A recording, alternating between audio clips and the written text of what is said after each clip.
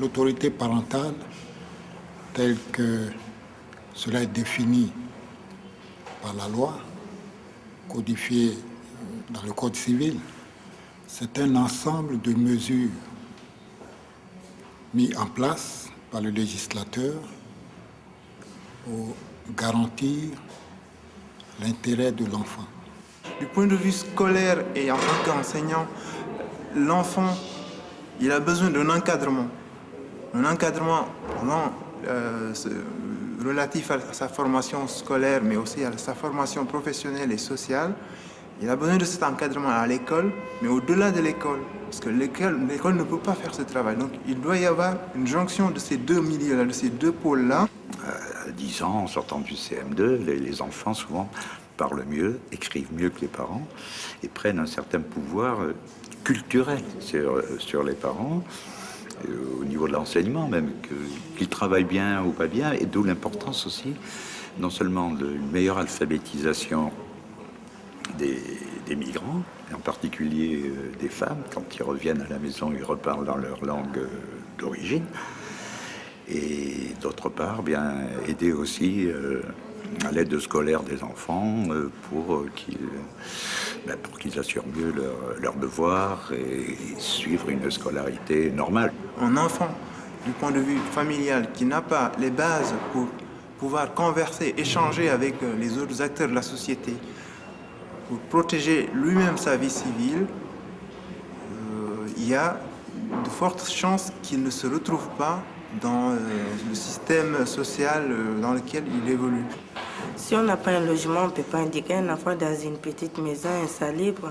C'est trop dire. À l'école, les maîtresses me disent, vos enfants maintenant, ils ont des comportements, maintenant ils ont changé. Je dis, mais c'est vrai, ils ont un comportement inchangé parce que chez moi, il n'y a pas d'électricité, rien, ils n'ont pas de vie. Les jeunes qui sont dehors, j'ai discuté avec eux, étant parents, pour leur demander pourquoi ils sont dehors. Ils m'ont expliqué, dans 8 mètres carrés ou dans un logement insalubre, ils préfèrent d'être dehors, de discuter avec leurs potes et petit à petit, c'est l'habitude qui s'installe. Pour moi, pour bien éduquer les enfants, il faut un logement, il faut un travail et là, on commence vraiment par exercer l'autorité parentale. Et c'est un respect de soi aussi. C'est vrai que dans le milieu de parents immigrés, enfants d'immigrés, beaucoup de problèmes se posent quant à la compréhension.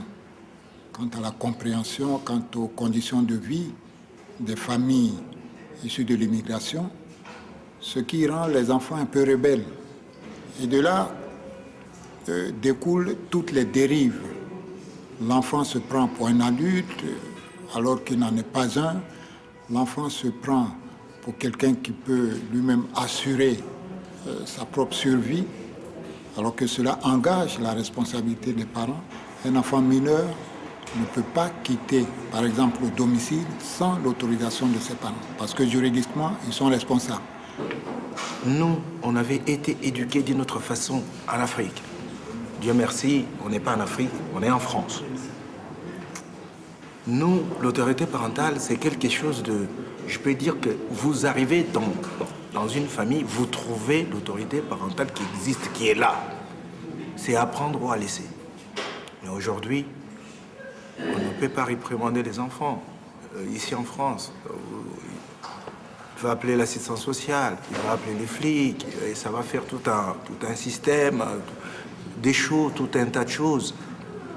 Et voilà, les problèmes se trouvent à ce niveau-là. Tu as ton enfant de 8 ans qui vient te dire « Maman, j'ai droit ». Ben écoutez, à votre avis, qu'est-ce que vous pouvez dire d'autre? Et on nous rabâche dans les journaux, à la télé, dans les radios, le droit de l'enfant, le droit de ceci. On pose plus la question aux enfants, qu'est-ce qui se passe pour que tu sois comme ça? L'enfant, avec sa fragile mentalité, va tout mettre à son avantage. Et on l'écoutera dans les sociaux. Alors qu'on devrait poser la question aux âgés, aux adultes. C'est aux adultes de discuter de l'avenir de leurs enfants. Donc je pense que le problème n'est pas assez bien ciblé jusqu'à aujourd'hui. Et les parents sont réellement interpellés sur ce sujet quant à leur façon d'éduquer les enfants et comment les enfants sont perçus ici en France. On est bien dans une problématique qui est très, très complexe, qui a à voir aussi avec le droit, mais avec les cultures, avec les manières de voir les choses. Tout ça, quand même, fait qu'aujourd'hui, les parents qui sont très blessés par la façon dont ils sont perçus, ont envie quand même de prendre les choses en main. Et nous sommes là pour essayer de rassembler avec eux tout ce qui peut nous permettre de penser ensemble et arriver à montrer que les parents sont là.